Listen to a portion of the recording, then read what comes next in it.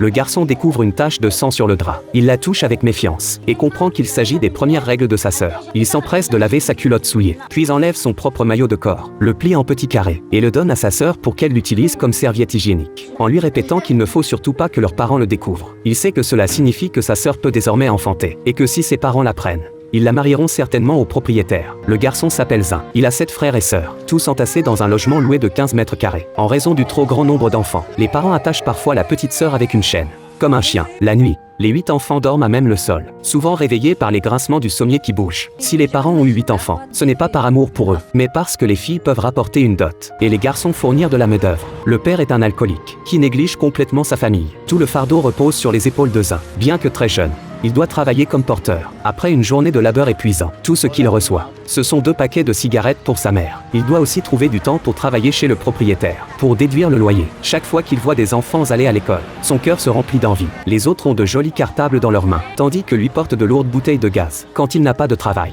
il emmène ses sœurs pour vendre des boissons faites maison dans la rue. Pourtant, malgré tous les efforts de Zin pour sa famille, il ne peut empêcher ses parents de vendre sa sœur. Rentrant chez lui, le corps épuisé, il voit quelques poulets devant la porte et comprend immédiatement, c'est certainement la dot pour sa sœur. À travers l'entrebâillement de la porte, il aperçoit le propriétaire et à côté, sa sœur, maquillée à outrance. Furieux, il demande à sa mère pourquoi elle a vendu sa sœur, mais il n'est qu'un enfant et ne peut rien contre sa mère. Cette nuit-là, Zin ne dort pas. Le lendemain matin, il prend l'argent qu'il a économisé en secret, vole quelques nouilles instantanées, rentre chez lui et rassemble les vêtements de sa sœur. Il veut s'enfuir avec elle. Il négocie le prix du billet avec le chauffeur de bus. Mais à son retour, ses parents sont sur le point d'emmener sa sœur de force. Zin est furieux. C'est la première fois qu'il s'oppose à ses parents. Il les supplie, mais en retour, il est battu sans pitié. Son père charge sa sœur sur ses épaules, l'attache sur un scooter électrique et l'emmène chez le propriétaire. Il ne peut que regarder impuissant sa sœur disparaître au loin. Plein de colère, Zin quitte la maison, ne sachant où aller, dans ce vaste monde, sans aucun foyer. En chemin, il aperçoit un parc d'attractions. Il descend du véhicule, monte sur la grande roue, mais contrairement aux autres enfants,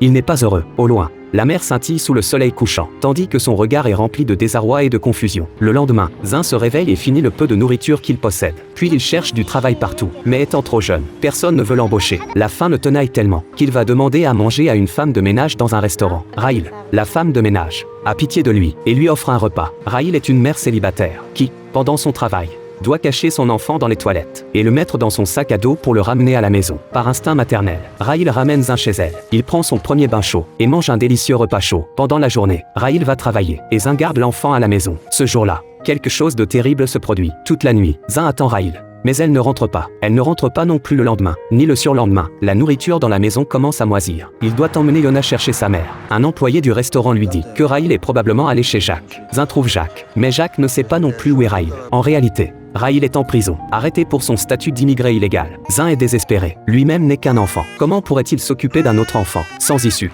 Il vole la planche à roulettes d'un autre enfant, met Yona dans une marmite, et le traîne pour mendier dans les rues. Jacques lui propose de lui donner Yona, en échange de 5 cents $. Mais Zin refuse la proposition de Jacques. Mais le destin le pousse une fois de plus vers l'abîme. Faute de paiement du loyer, le propriétaire verrouille la maison. Ils n'ont désormais même plus d'endroit où vivre. Plutôt que de laisser Yona mourir de faim avec lui, il préfère laisser un passant au bon cœur l'adopter. Le garçon attache son petit frère au bord de la rue, espérant qu'une âme charitable l'emportera. Mais face aux pleurs déchirants du petit, Zin finit par défaire la corde. Pourtant, il est impossible pour lui seul de le nourrir. Il retrouve Jacques, qui promet de trouver une famille heureuse pour Yona. Zin, rassuré, lui confie alors son petit frère. Jacques promet également d'organiser son départ pour la Turquie. Mais Zin doit retourner chez lui chercher des papiers d'identité. Après plusieurs jours d'absence, loin de recevoir l'inquiétude de ses parents, sa mère l'accueille avec des insultes. Son père, furieux, le saisit par le col et l'amène devant un placard. Il en sort tous les documents de la famille, qui ne sont que des avis d'expulsion. Zin y découvre l'avis de décès de sa sœur. Elle est morte d'une hémorragie suite à sa grossesse. Sans papier d'identité, impossible de l'emmener à l'hôpital pour la sauver. Ils n'ont pu que la regarder mourir. Cette terrible nouvelle plonge Zin dans le désespoir. Il commence à se révolter contre l'injustice du destin. Sa mère hurle sans briser la voix derrière lui. Son père le poursuit désespérément. Mais tout cela est désormais inutile. Zin,